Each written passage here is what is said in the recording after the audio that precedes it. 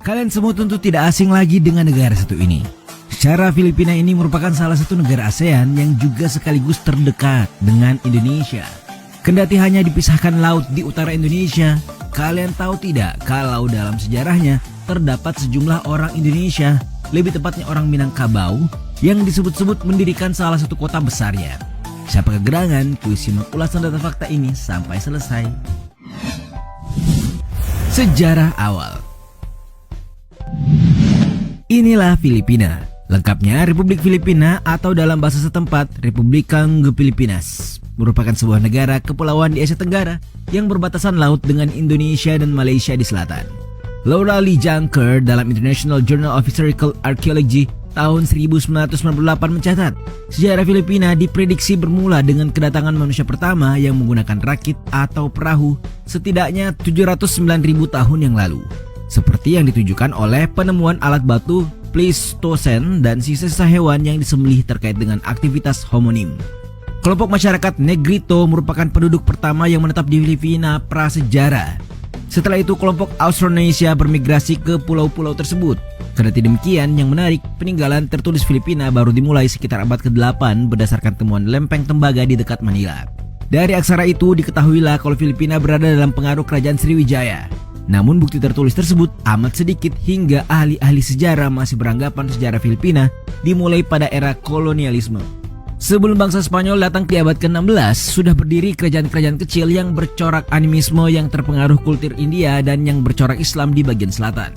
Kerajaan-kerajaan Muslim tersebut ditengarai mendapat pengaruh kuat dari kerajaan Malaka. Ibu kota Manila didirikan orang Indonesia. Siapa sangka kalau negara berpopulasi 106,7 juta manusia ini punya kedekatan historis yang lebih tua dengan orang-orang Nusantara ketimbang bangsa Barat yang dimanifestasikan oleh Spanyol dan Amerika Serikat. Bagaimana tidak, kota Manila yang saat ini kita tahu sebagai salah satu yang terbesar di Asia ternyata didirikan oleh perantau Muslim yang berasal dari Minangkabau bernama Raja Sulaiman.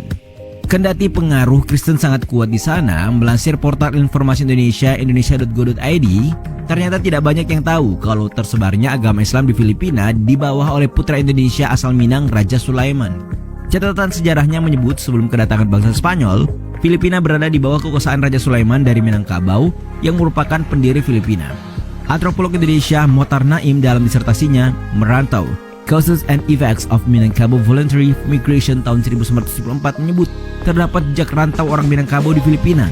Dalam penelitiannya, ia menyebut pendiri kota Manila adalah Raja Sulaiman dari Minangkabau, sedangkan kerajaan Sulu di selatan Filipina didirikan oleh Raja Baginda yang juga dari Minangkabau.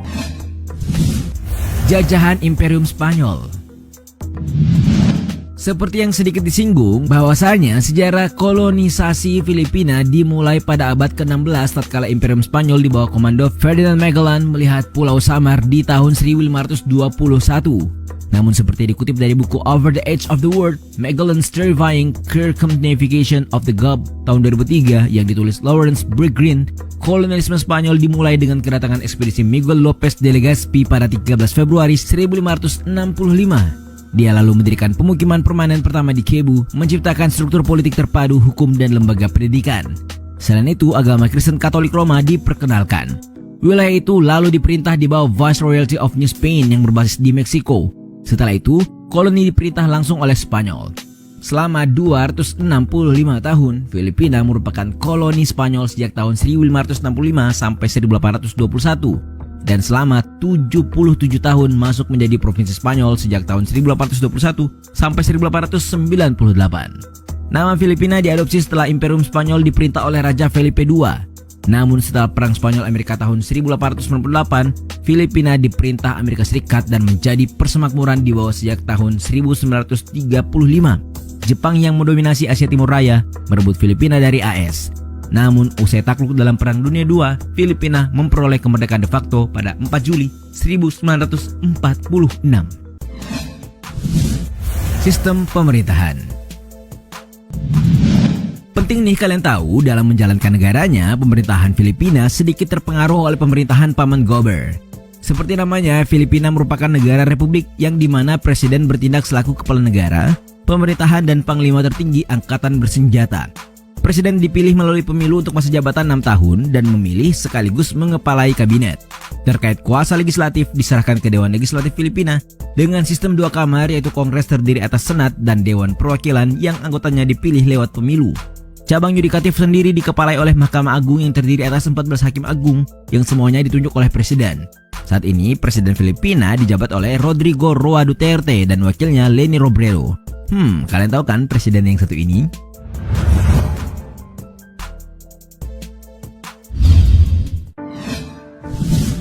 Salah satu negara kepulauan terbesar. Tadi bagian ini sebenarnya sudah sedikit disebut di awal. Meski begitu, kalian tahu tidak sih kalau Filipina juga tergolong sebagai salah satu negara kepulauan terbesar?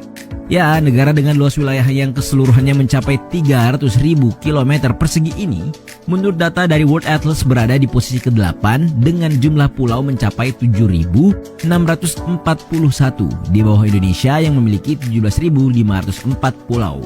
Diketahui pulau-pulau di Filipina diklasifikasikan menjadi 3 wilayah geografis utama, Luzon, Visayas, dan Mindanao. Karena karakteristik kepulauannya, Filipina adalah negara dengan beragam budaya. Ditambah lagi dengan topografinya yang terdiri atas dataran pegunungan, hutan lebat, dataran rendah, dan kawasan pesisir yang menjadikan negara beribu kota Manila ini kaya akan keanekaragaman hayati.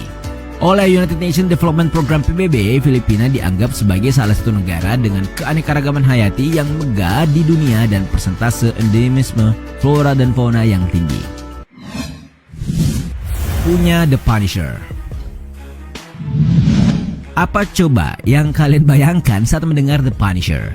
Kalian tahu dong komik dan series berlambang tengkorak ini? Dalam ceritanya, Punisher ini merupakan tokoh pahlawan yang melawan kejahatan dengan kekerasan. Tokoh ini tak segan membunuh, menyiksa, dan menghajar, tetapi ini hanya dilakukan kepada para penjahat saja. Nah, di Filipina ada nih ternyata sosok seperti itu. Hal tersebut seperti diungkap oleh The Diplomat dalam artikelnya, siapa lagi kalau bukan sang presiden Rodrigo Duterte. Bagi yang belum tahu, Bapak Presiden ini sejak menjadi wali kota Davao City telah memberlakukan kebijakan yang hampir sama dengan yang dilakukan oleh tokoh fiktif The Punisher itu. Kabarnya ia semacam melegalkan perlakuan buruk terhadap penjahat yang terbukti melakukan aksi kriminal dengan cara dihajar, disiksa setengah mati, bahkan mengadakan sayembara berhadiah besar untuk meringkus sang penjahat. Ya, memang terkesan tidak manusiawi sih, tapi cara ini nyatanya sukses membuat Davao City yang sebelumnya penuh dengan aktivitas kriminal menjadi kota paling aman di Asia Tenggara. Ibu kota SMS di dunia. Ini barangkali satu hal yang unik dari Filipina. Ya, kendati masyarakat umumnya berkomunikasi lewat aplikasi chat seperti WhatsApp atau aplikasi ngobrol lainnya, Filipina justru masih menjadikan SMS atau Short Message Service sebagai media komunikasi jarak jauh sehari-hari. Bahkan seperti dikutip Newswire dalam artikelnya, menyebut kalau negara berbahasa Inggris ini sebagai ibu kota SMS di dunia. Dikatakan hampir setiap orang Filipina memiliki setidaknya satu ponsel. Lalu 90% pengguna ponsel tersebut menggunakan SIM card prabayar. Alhasil dilaporkan masyarakat Filipina mengirimkan sekitar 450 juta pesan SMS setiap harinya. Ini menjadikannya sebagai negara yang paling sering menggunakan SMS di dunia. Dengan kata lain, Raja SMS dunia. Itulah tadi sejumlah fakta terkait Filipina, sebuah negara keren dan menarik di ASEAN. Bagaimana nih pendapat kalian?